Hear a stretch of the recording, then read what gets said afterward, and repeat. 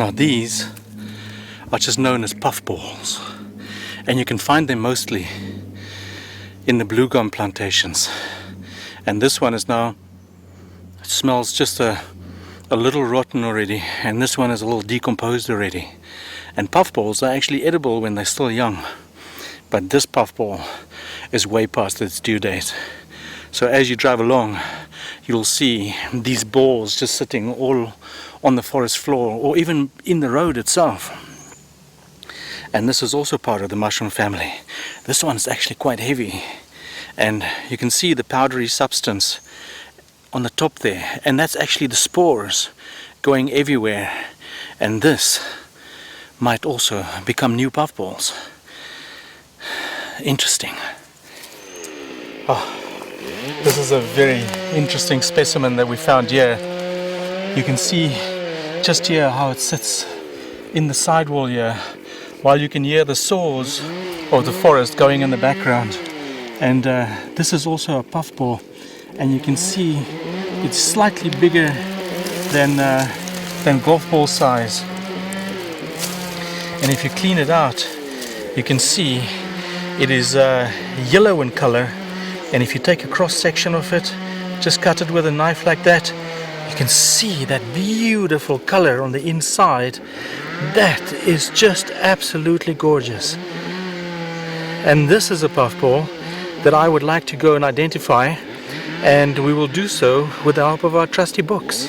I found this beautiful specimen underneath young blue gum trees on the sidewall of a road here, and I'll be really interested to see what this ends up being.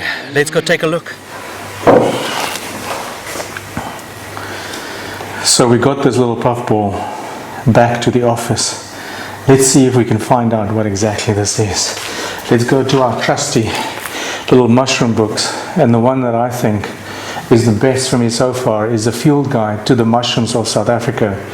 And the people that contributed to this book is Hilda Levin, Margot Branch, Simon Rappaport, and Derek Mitchell. This is a fantastic book for the local mushrooms in South Africa. And if I just go look in the index, under puffballs, I see page 128, and we open up, and there we open up on a lot of the puffballs, and oh, there they have a cross section of this one that we've got, and immediately we can see on the inside, the cross section, that this belongs to the Pisolitis arizus, which is also called a dye ball.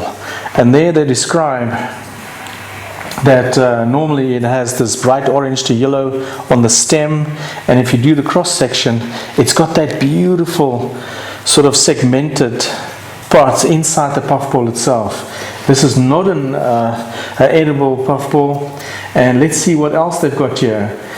It's large, rusty to mottled blackish balls, and they have the well-developed rooting base, and the spores are rust-colored, and the habitat is right throughout South Africa. And there you go, in the vicinity of eucalyptus trees. This is exactly where we found our specimen. So, another one in the book.